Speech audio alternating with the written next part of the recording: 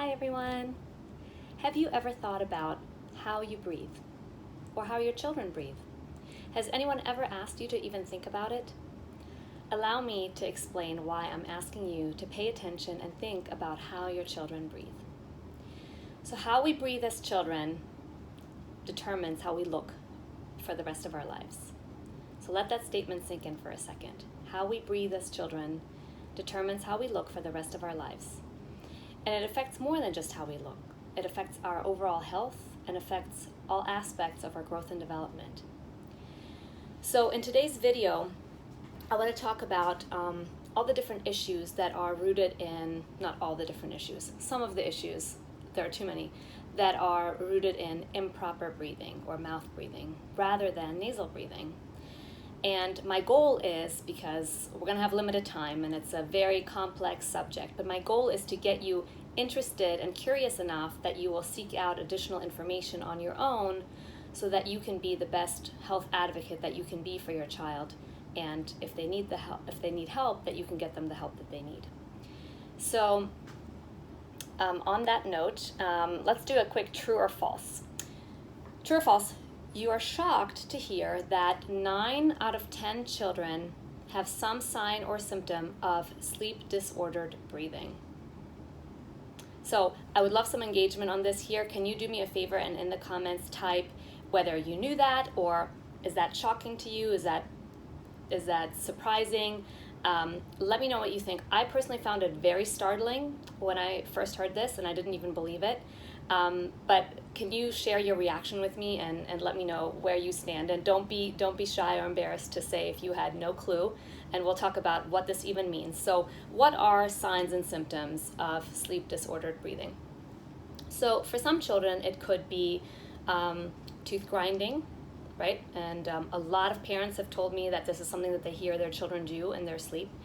It can be snoring, and it's not just, loud snoring like old grandpa. Really, any noises while made while asleep are a sign of some kind of mouth breathing going on, or worse. Other signs and symptoms would be nightmares, night terrors, bedwetting, headaches, behavioral issues, inability to focus, other characteristics of ADD or ADHD, and then even things like chronic allergies and frequent ear infections, frequent throat infections. All of those things can be tied to mouth breathing rather than nasal breathing. And not exclusively, of course, but it's a big component, and it's, it takes recognition and mindfulness about this being a problem before you can even do anything to address it, because you can't fix a problem that you don't see, right? So for some reason this keeps sliding. And why am I talking about this? I mean, I'm a pediatric dentist, but I'm also the mother of 2 young children. And so my passion began both for professional and personal reasons. So as an example, personally, I noticed that both of my kids had some problems that it was obvious I needed to do something to help them, and I didn't really want it to involve surgery unless that was the only recourse, and I didn't want to really do chronic medications, again, unless it was the only recourse. And then thankfully I found out about something called the HealthyStart system, and it just so happens to be right for them, and we're going to use that to help with their signs and symptoms of their sleep disordered breathing. And so I felt very fortunate to discover that, and that's going to be the right thing for us, and it may or may not be the right thing for you, but it's something that I encourage you to explore. And you can go to thehealthystart.com, I'll put it in the notes, and take a little mini questionnaire. But unless we take charge and try to do things as soon as we recognize that there are issues, the issues are most likely not going to resolve on their own. I'll give you a classic example of something that I think a lot of times gets sort of dismissed as, it's really common, kids might outgrow it. The tooth grinding is a perfect example. It is very common, but does common mean normal? It doesn't, so professionally, I had this nagging feeling over all the years that I've been seeing patients. So I'm a decade in now, and I saw this all the time, and I just kept thinking, like, there is no way that that this is normal, and there has to be something else. There has to be more to the story. And come to find out, as I kind of investigated more and dug more into the world of airway health, come to find out it's totally an early indicator of airway issues.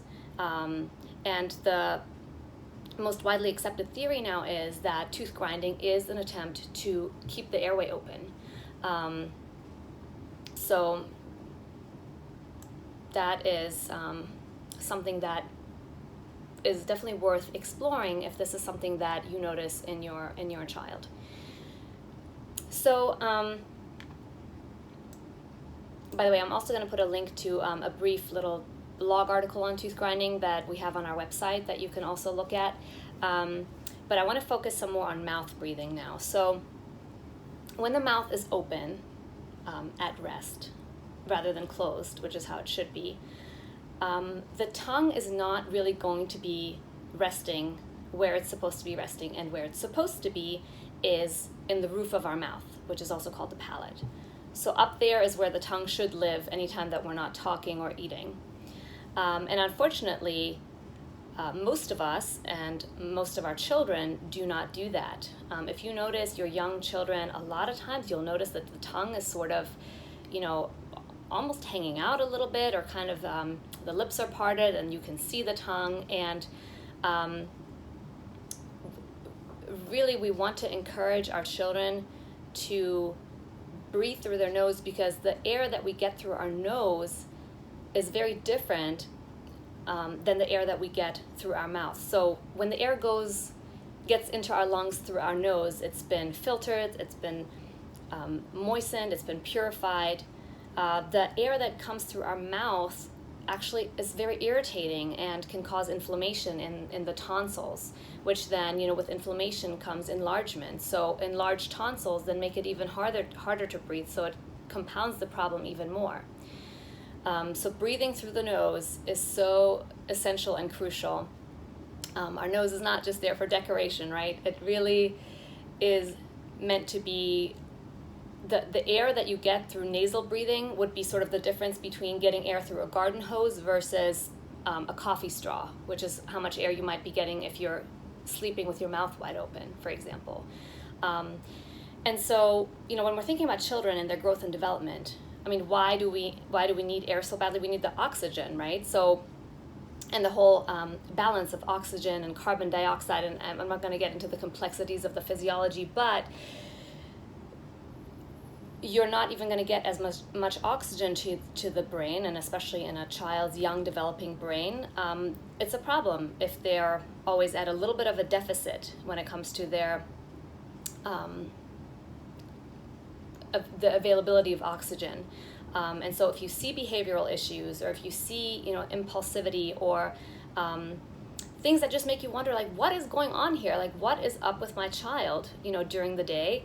Really start paying attention and examining, what are things like at night? Are they really restless sleepers? Does it look like a tornado came through through the bed? It shouldn't really be like that. Are they super sweaty? Are they are they bedwetting sort of beyond the typical age?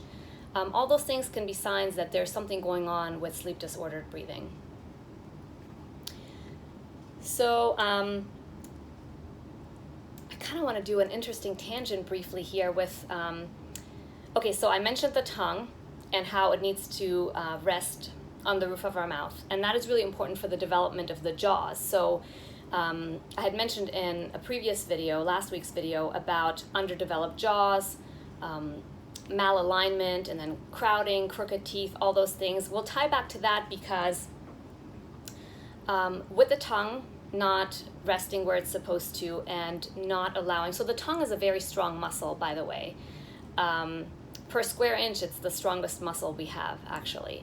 And there's a really cool book. I'll just briefly introduce this as a little resource that for any of you that are really that this is resonating with. It's called 6 Foot Tiger, 3 Foot Cage.